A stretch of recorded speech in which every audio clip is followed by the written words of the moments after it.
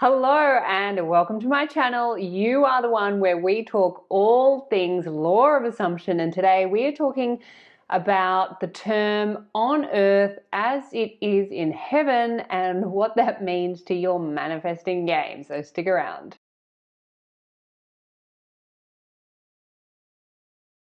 Just a little bit about me. My name is Hedley Derenzie. I am a life coach, I am an author, and I am a student and teacher of the law of assumption. So yes, I am applying these principles to my own life, and to date they have completely transformed my life, which is why I am so passionate about these teachings. I am a storyteller, so I love telling stories, and up until rediscovering the law of assumption, I was telling the not so good stories. I was writing books about them, and they were good books. They got a laugh, but really they weren't the stories that I wanted to be living out in my reality, which is how this game works. It is the stories that you tell that create your reality. So it's all about changing the story in consciousness first and then persisting with that story long enough for your reality to catch up. So if you're new to these teachings, take it slow, take it easy, and stick with yourself, because I can assure you that these teachings will absolutely transform your life.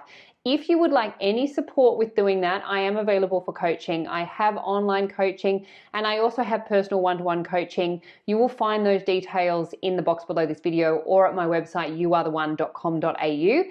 And I also have a free 21-day Set Yourself Up with the Ultimate Self-Concept course, which is the ultimate story and provides the foundation for your life and for everything you manifest into your life. As long as you have a really strong self-concept, you can have anything you want. Okay, with that said, let's get into it. Today, we are talking about a very famous phrase from the Bible, from the Lord's Prayer, on earth as it is in heaven. Now, I never thought that I would say these words, but I have been reading the Bible. I just never thought that would come out of my mouth. But yes, I have been reading the Bible because, inspired by Neville Goddard's teachings and his translations of the Bible, it's inspired me to go back to the source. Like, where did all these teachings come from? And I came across the Lord's Prayer where it said, on earth as it is in heaven. The reason that that prayer jumped out at me is because at school we had to memorize that prayer and then say it in every assembly. So the way we ended assembly was by standing up and reciting the Lord's Prayer. So I know that prayer off by heart. And of course, when you're young, you have no idea what that means. So reading it again from this perspective that I now have so many decades later, I'm able to look at that prayer and go, what is it exactly that I was saying? And it is such a profound prayer. And the words are so profound, and of course they've been completely misconstrued and taken out of context. But one of the lines that jumped out of me was, on earth as it is in heaven. And the words as it is were in italics. And what that means is that for something to be on earth in physical form, it first has to be in heaven, as it is in heaven. It implies that it comes from heaven first. So of course then the question is, well, what is heaven?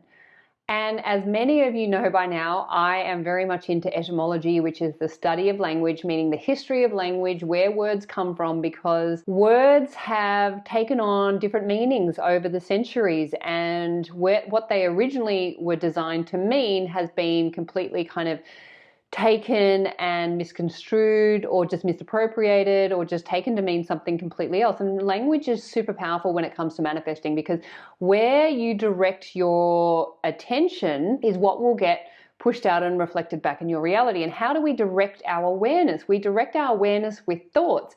And what are thoughts? They are made up of words. So the words we use, the words we think, are directing awareness to where we want our consciousness to land on. Now, what it lands on and what it persists with is what is going to get pushed out and reflected back in our 3D reality. So words are incredibly powerful. Language is incredibly powerful. As I say, language is not the answer. It is not the truth.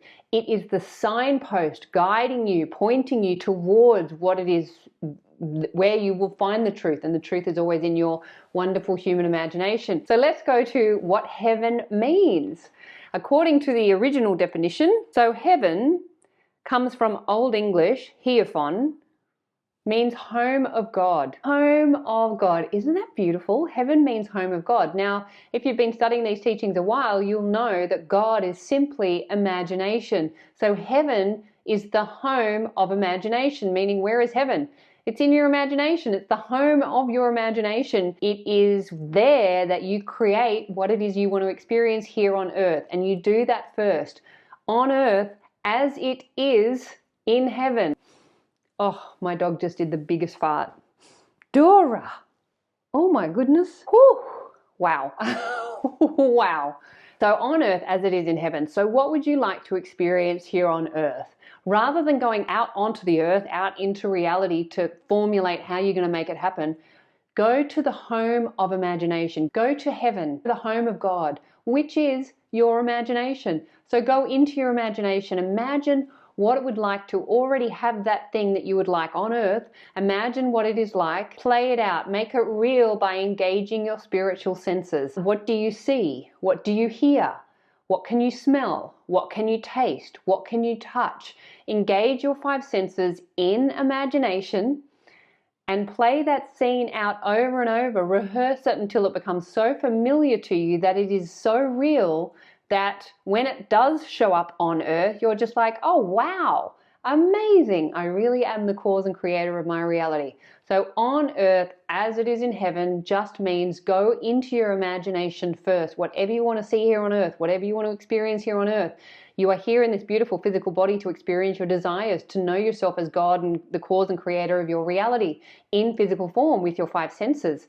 So do that in heaven first. Imagine it in heaven and then sit back and wait, because your manifestation has to show up. As Neville says, it will always show up on time, every time, a bit like FedEx. That's pretty much it. So I just wanted to remind you of that. You might have some history or some experience with that prayer as well. It is a very interesting prayer to look at from this law of assumption perspective. And in fact, the whole Bible is amazing to read from the law of assumption perspective. So yes, go to the home of God. Go to your imagination, and whatever you want to experience here on earth, experience first in heaven. Play it out in your imagination first. Persist with it. Rehearse it until you have convinced yourself that that is what is real.